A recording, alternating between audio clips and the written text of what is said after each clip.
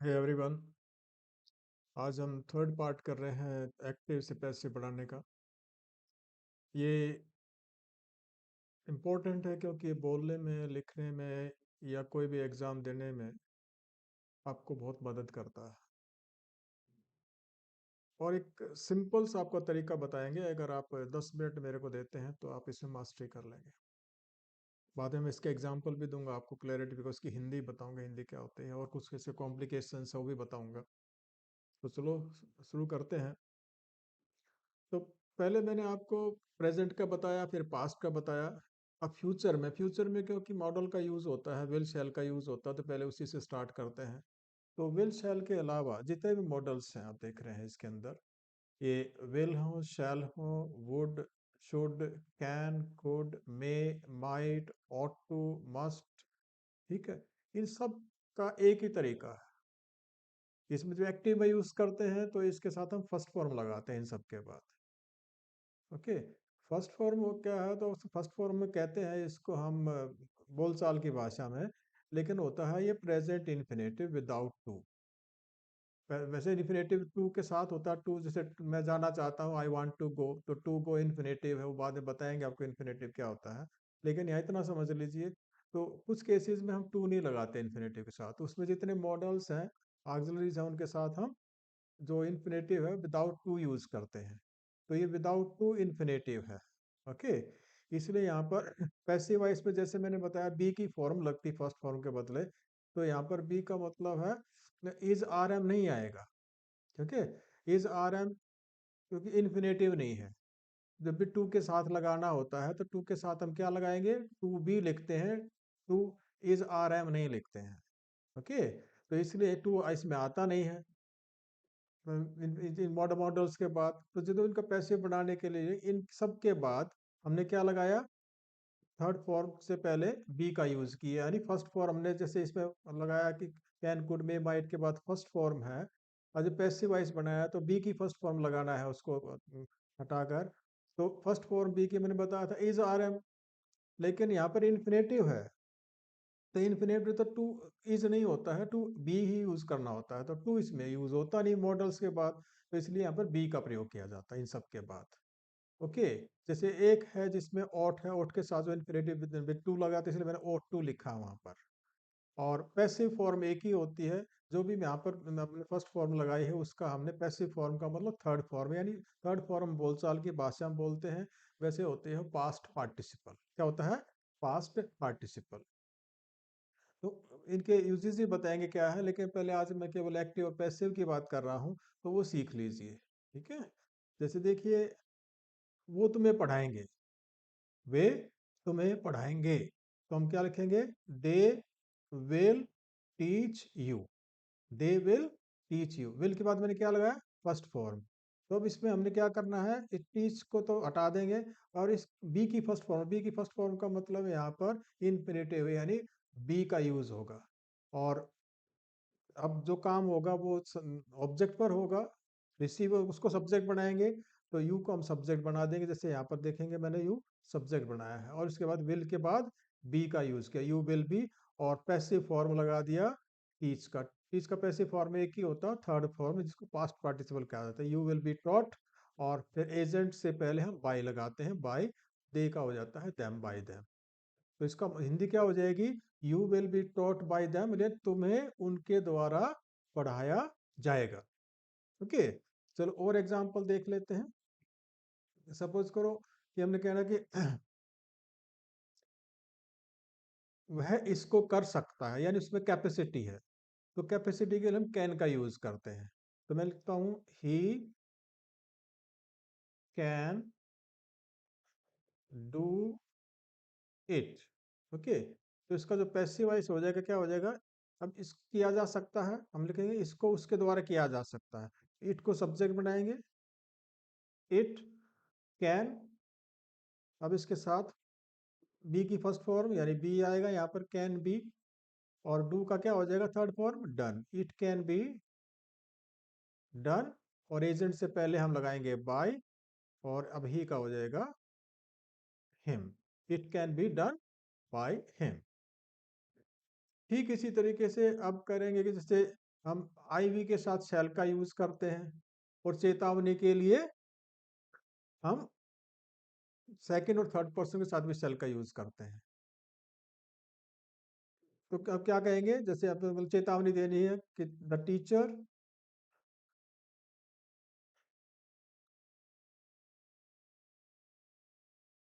शैल punish them, ये है active में। अब इसमें हमने चेतावनी के रूप में यूज किया, यानी कोई गलत कुछ शरारत कर रहे हैं, कुछ और मचा रहे हैं, तो उनको चेतावनी है, टीचर उनको पनिश देंगे, या आप यू भी कह सकते हैं आपको पनिश करेंगे, तो आप दो के बदले यू भी लिख सकते हैं। ठीक है। तो अब इसको जो पैसिवाइज बनाएंगे तो क्या करेंगे, दे का हो जाएगा, जो देम है उसको करेंगे सब्जेक्ट के रूप में हम दे, और शैल का शैल रहेगा यहाँ पर। ठीक है, विल नहीं लगाएंगे, क्योंकि हम शैल को किस रूप में यूज कर रहे हैं यहाँ, चेतावनी के रूप में। चेतावनी के रूप में चाहे थर्ड पर्सन हो चाहे सेकेंड, दोनों थर्ड पर्सन है, तो शैल और बी की फर्स्ट फॉर्म, और पनिश का पैसिव क्या हो जाएगा, पनिश्ड, यानी third form. They will be punished, अब एजेंट बाय लगाया उससे पहले, बाय द टीचर, उनको टीचर के द्वारा दंडित किया जाएगा। तो अब दंडित करने का काम किस पर होगा, सब्जेक्ट, जो पैसिव वॉइस में हमेशा सब्जेक्ट पर होता है, और एक्टिव वॉइस में सब्जेक्ट करता है, तो टीचर करेगा पनिश, और जब पैसिव वॉइस करेंगे तो उनको पनिश किया जाएगा इसके द्वारा, टीचर के द्वारा, यही फर्क होता है। अब जैसे शुड का यूज करना हो, मान लिया, तो अगर हमने करना हो कि you should respect your parents, सब उसको मैं लिखता हूँ। ये क्या हो गया, शुड के बाद फर्स्ट फॉर्म में एक्टिव वॉइस है, इसका मतलब है रिस्पेक्ट करने का काम कौन करेगा, यूज, जो सब्जेक्ट में है। पैसिव वॉइस करना हो तो योर, जिसको रिस्पेक्ट, जिसका सम्मान किया जाएगा उसको सब्जेक्ट बना देंगे, तो यहाँ पर लिख देंगे योर पेरेंट्स। अब शुड बी, अब रिस्पेक्ट क्या हो जाएगा, respected, third form, your parents should be respected, अब बाय यू। तो इसमें कोई भी हो, जैसे अब इसके अंदर ले लेते हैं, ओट का ले लेते हैं, ठीक है, क्योंकि ओट में टू भी लगता है ना, तो ओट, इसको ओट का यूज कैसे करते हैं वो बताते हैं आपको।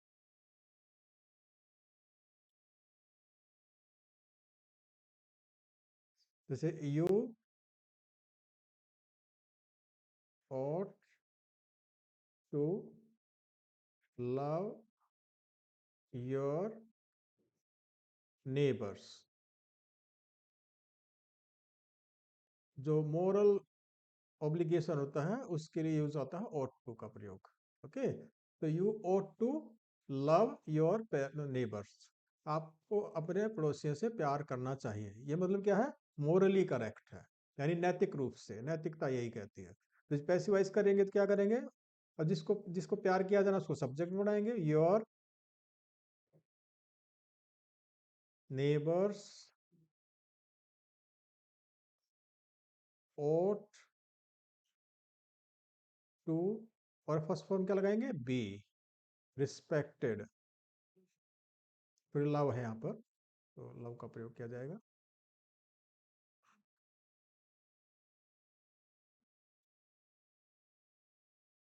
लव्ड, लव का पास्ट टेंस क्या, पास्ट पार्टिसिपल क्या हो जाएगा, लव्ड।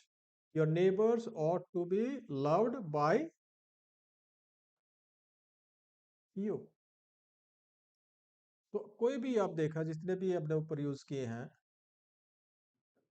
चाहे विल हो, शैल हो, वुड हो, शुड हो, कैन हो, कुड हो, मे हो, माइट हो, ought टू हो, मस्ट हो।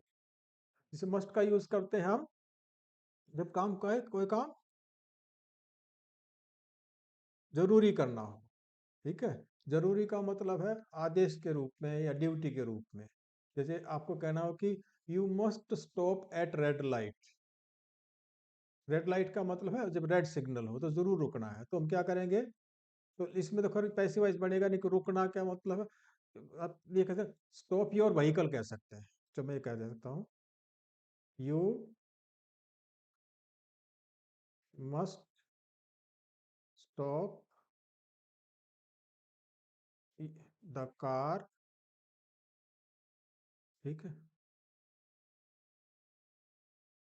On red light signal.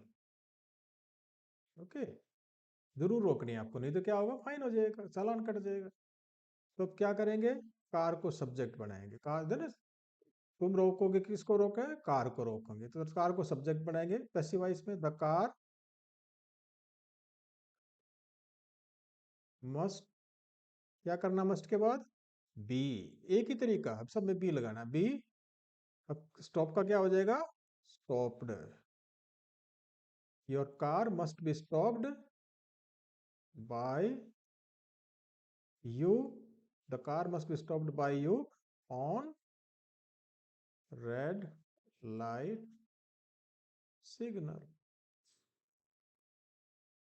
Okay, तो ये था आपका, हमने मस्ट का यूज किया, मतलब जरूर करना है आपको, आवश्यक रूप से करना है।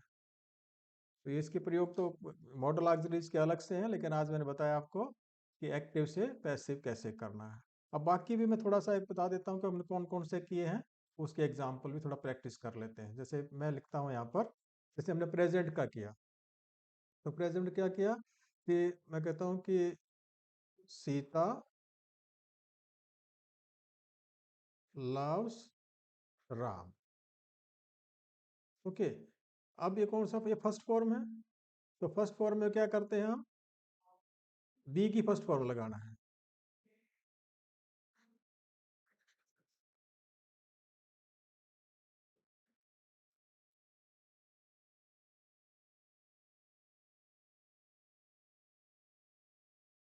अब राम को इधर लेकर आएंगे, राम को प्यार किया जाना है, तो राम, राम के साथ इज आर एम का, मतलब इज का प्रयोग है, Ram is loved by Sita. अगर ये पास्ट टेंस होता, सपोज कर हम कहना तो सीता लव्ड राम, तो क्या करते हैं हम, राम वाज, पास्ट टेंस का मतलब सेकंड फॉर्म, तो वाज बी का second form, was loved by Sita. अब जैसे फ्यूचर में हमने क्या किया, अगर हम Sita will love Ram, hypothetically बात कर रहा हूं। ओके, तो हम क्या करेंगे इसको पैसिव वॉइस में, राम विल, क्या लगाएंगे, बी, यहाँ पर अब इज आर नहीं, बी का, विल के बाद बी, इन्फिनेटिव आता है ना, इन्फिनेटिव हमेशा बी रहता है, इज आर नहीं आता। Ram will be loved bye Sita, ये हमने किया। ओके, अब इसको नेगेटिव करना है, इंटरगेटिव करना है। अब मैं इस बस पे अगला बताऊंगा आपको कि इंटरगेटिव, इंटरगेटिव में हु का प्रयोग कैसे करते हैं पैसिव वॉइस में, अगर एक्टिव वॉइस में हु हो तो उसको कैसे चेंज करते हैं, whom को कैसे चेंज करते हैं, विच को कैसे चेंज करते हैं, व्हाट का कैसे ट्रीटमेंट किया जाता है पैसिव वॉइस के अंदर, वो बहुत कॉम्प्लिकेटेड है, तो उसको मैं बताऊंगा नेक्स्ट वीडियो के अंदर। तब तक के लिए गुड बाय। और अगर आपको वीडियो पसंद आता तो लाइक ज़रूर करिए और कमेंट करिए, अगर आप कुछ भी और वीडियो चाहते हैं, किसी और प्रैक्टिस चाहते हैं, और डिटेल में चाहते हैं, कोई और एग्जांपल चाहते हैं, या कुछ भी जो भी आपका सजेशन उसको कमेंट करिए, तो मैं आपके कमेंट को रिप्लाई करूंगा और नेक्स्ट वीडियो में उसको मैं इंक्लूड भी करूंगा। Thank you for watching.